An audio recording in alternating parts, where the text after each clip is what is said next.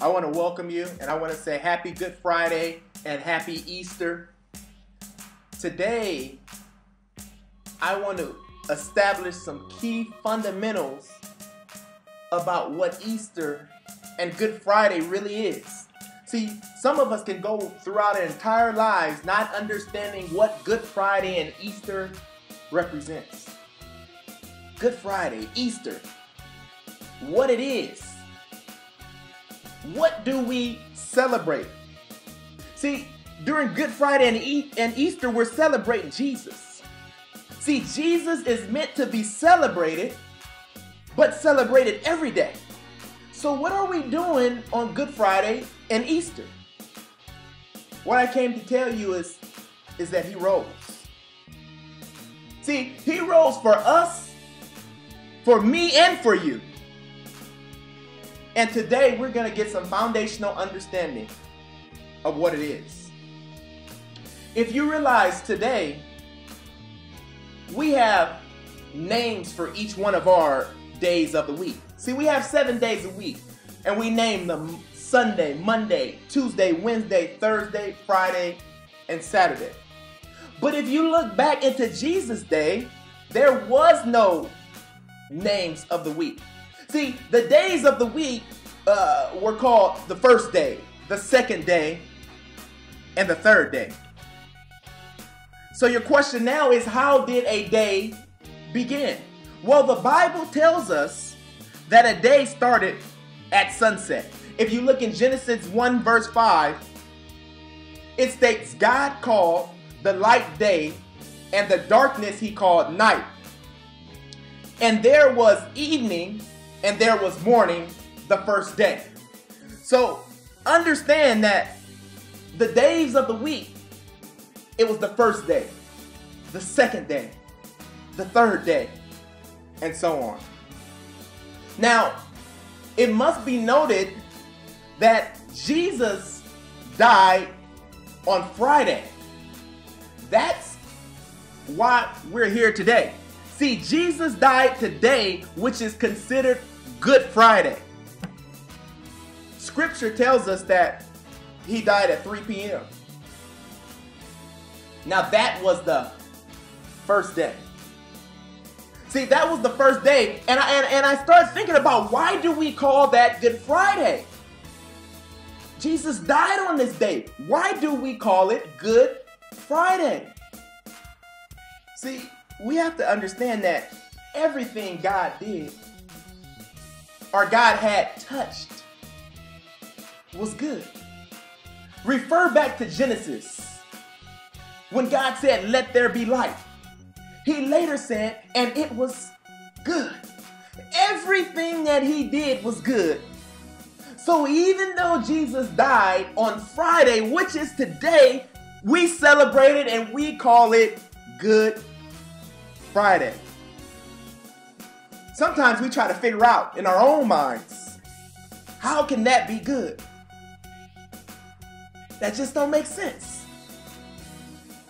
Well, see, that's why God says, don't try to understand everything. Release it to me. See, Jesus was in the grave the first day, and that was Good Friday. He remained in the grave Saturday, but something happened early Sunday morning. See, Sunday morning was the third day. And the third day, let me stop there. See, there is something significant about the number 3. See, there are a number of occurrences in the Bible that are tied around the number 3. So you say, well, what are you talking about, Rodney? Well, when I say a number of things in the Bible tied around the number 3, did you know that Noah had 3 sons? See, Daniel prayed 3 times a day. Satan tried to tempt Jesus 3 times. See, what I'm saying is Paul experienced 3 shipwrecks. See, the Hebrews were getting close to the Jordan River, And they were told that they would cross the Jordan River in 3 days. See, Samson's riddle, he had the men stumped for 3 days. Have you ever heard the saying, it comes in threes? But it only comes in threes to those who believe. The power of 3. The power of 3. See, John 2:19, Jesus was in the temple and found people selling cattle, sheep, exchanging money. Jesus turned over all that stuff and he said, get out of here. Stop turning my Father's house into a market. See, those men, they got upset. They got upset and they told Jesus, hey, you need to prove it, bro. They said, you need to prove yourself. Jesus said, destroy this temple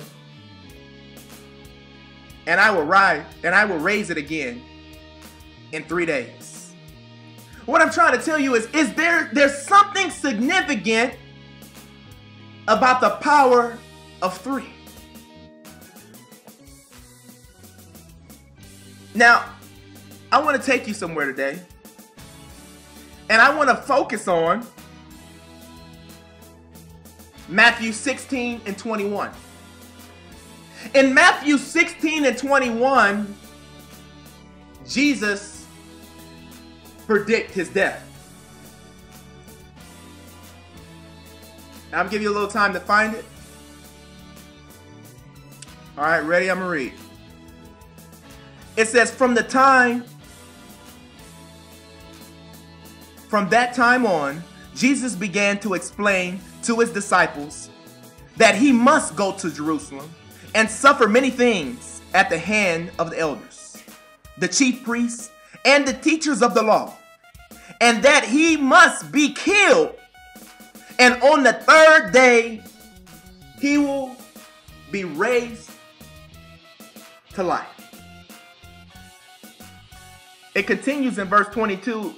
It says, Peter took him aside and began to rebuke him. See, Peter said, oh no, that's not going to happen. See, it says, Peter took him aside and began to rebuke him.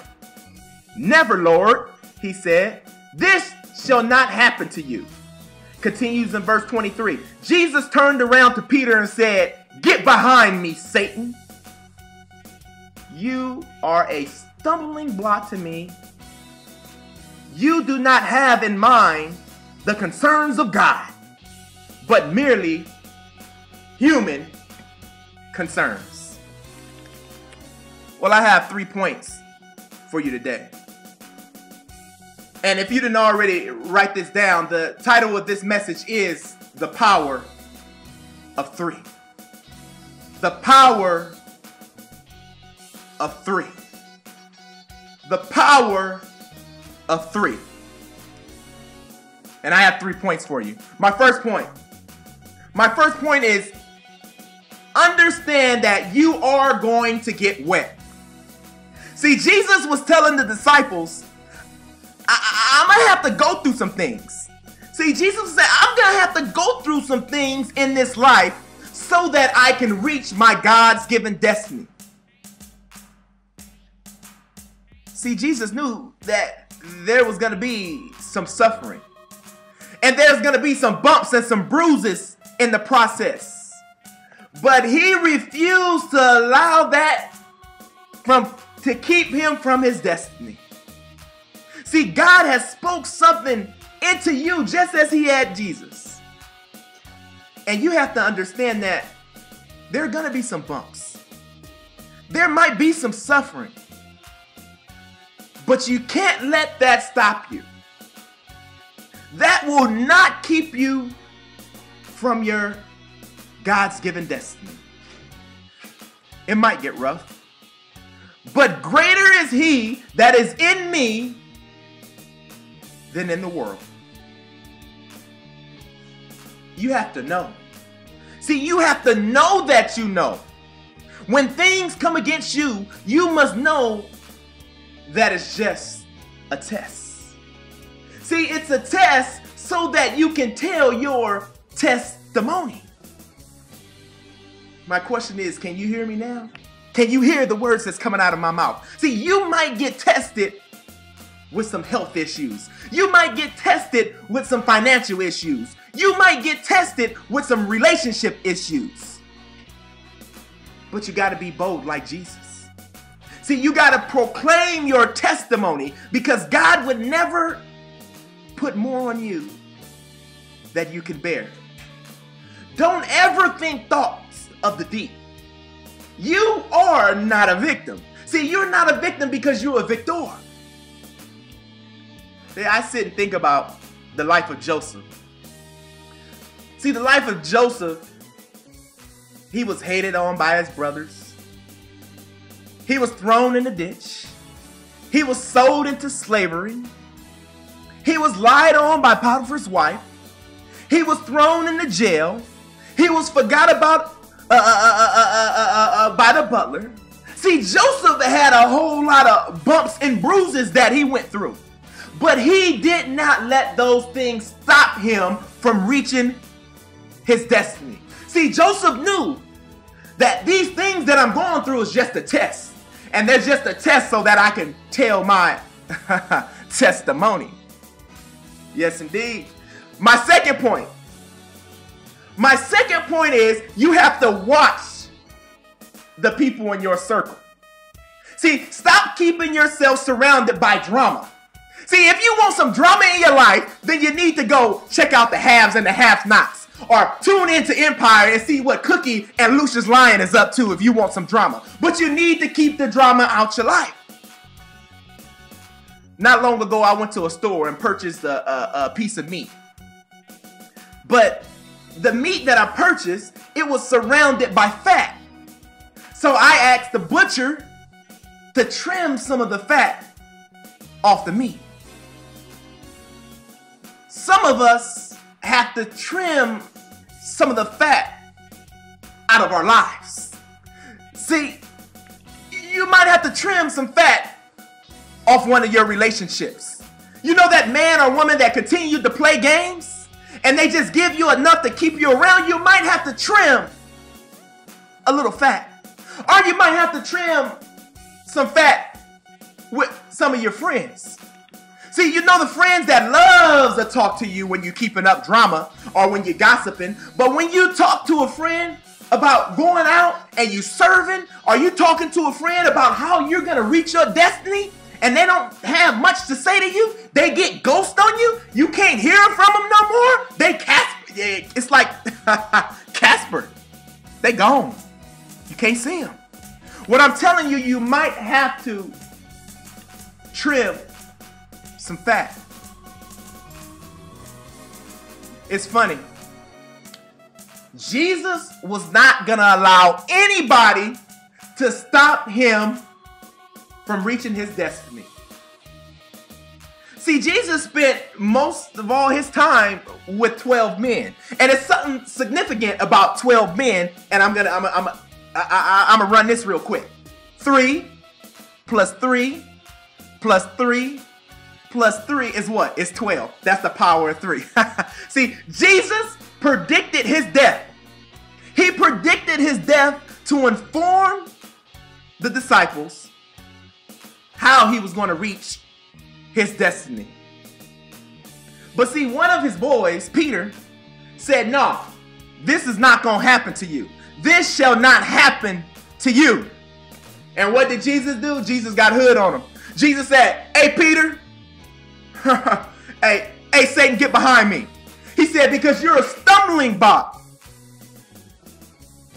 You do not have in mind the concerns of God, but merely human concerns. See, it's important to understand, Peter just didn't know any better. It wasn't that he wanted to keep Jesus from reaching his destiny. He just didn't know any better because God didn't speak that into Peter. See, God spoke that into Jesus. See, Peter had a different destiny. He had a different plan set out for his life. What I'm saying is, Forrest, don't allow people to speak death to what God has placed in your heart. You might have to trim some fat. See, some people won't understand you. Some people won't have faith in what you're doing, faith in your dream, because it's not theirs. But like Jesus said, you got to say, get behind me. You can't spend your time focused on people that's going to prevent you from reaching your destiny. See, it was forementioned that Jesus was the light of the world. See, Yahweh had came to save his people, and he wouldn't allow anything to keep him from fulfilling his destiny. What if I told you your destiny was forementioned? Would you believe me? What if I told you that your destiny was proclaimed before you came to this earth? Would you believe me? Well, you believe this. Jeremiah 1:5. It says, before I formed you in the womb, I knew you. See, we have to be bold like Jesus and not allow anything that people say, anything that people do, derail us from achieving our God's given destiny. Some people don't have the vision that you have because God spoke that into you. He spoke that into your life, so they don't have that vision. See, God touched and blessed you with that gift, not them.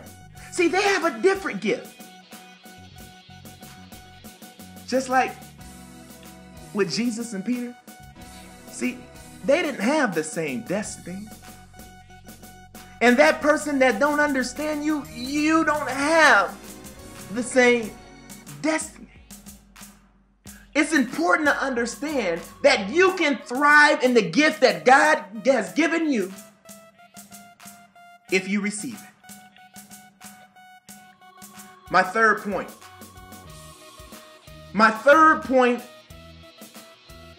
On the power of three.